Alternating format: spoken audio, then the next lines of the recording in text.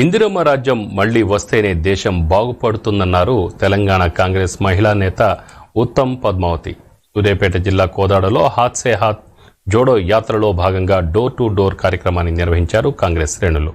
ఇంటింటికి వెళ్లి అప్పుడు కాంగ్రెస్ పార్టీ చేసిన అభివృద్ధిని, ఇప్పుడు కేంద్రంలో బీజేపీ, రాష్ట్రంలో బీఆర్ఎస్ పార్టీలు అనుసరిస్తున్న ప్రజా వ్యతిరేక విధానాలను వివరించారు.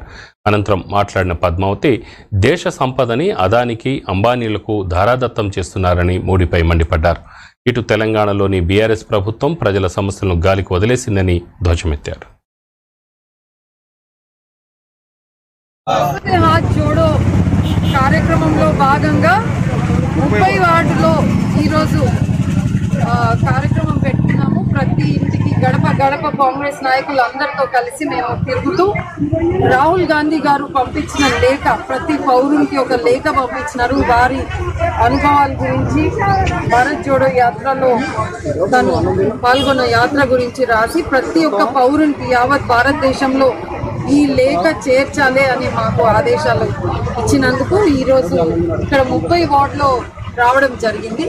ప్రతి ఒక్కరికి మన భారతదేశంలో అన్ని మతాల వాళ్ళు కలిసి ఉంటారు, కానీ అక్కడ ముస్లిము, హిందూ, క్రిస్టియను అని అది పదే పదే పదే పెట్టి చెప్పి ఒక ద్వేషాలను పెంచి దానిని అరగట్టడానికే మన రాహుల్ గాంధీ గారు ఇది చెప్తే లాభం లేదు, నేనే బయలుదేరి ప్రతి ఒక్కరికి చెప్పాలనే ఉద్దేశంతో పొలిటికల్ కాకుండా కానీ ప్రతి మనిషికి ఇది మన భారతదేశము, భయపడొద్దు, మనము మరి ఇక్కడ కూడా కోదాడలో కూడా లోకల్గా వస్తే, మరి మన రాష్ట్రానికి వస్తే బీఆర్ఎస్ పార్టీ కూడా ఎన్నో, గతంలో టీఆర్ఎస్, ఇప్పుడు బీఆర్ఎస్, మరి తెలంగాణలో తను ఇచ్చిన హామీలు పూర్తి చేయలేదు. కానీ మళ్ళీ ఈరోజు ఇక్కడ తెలంగాణను వదిలిపెట్టి మొత్తం దేశమంతా బీఆర్ఎస్ అనే పార్టీతో మళ్ళీ అన్ని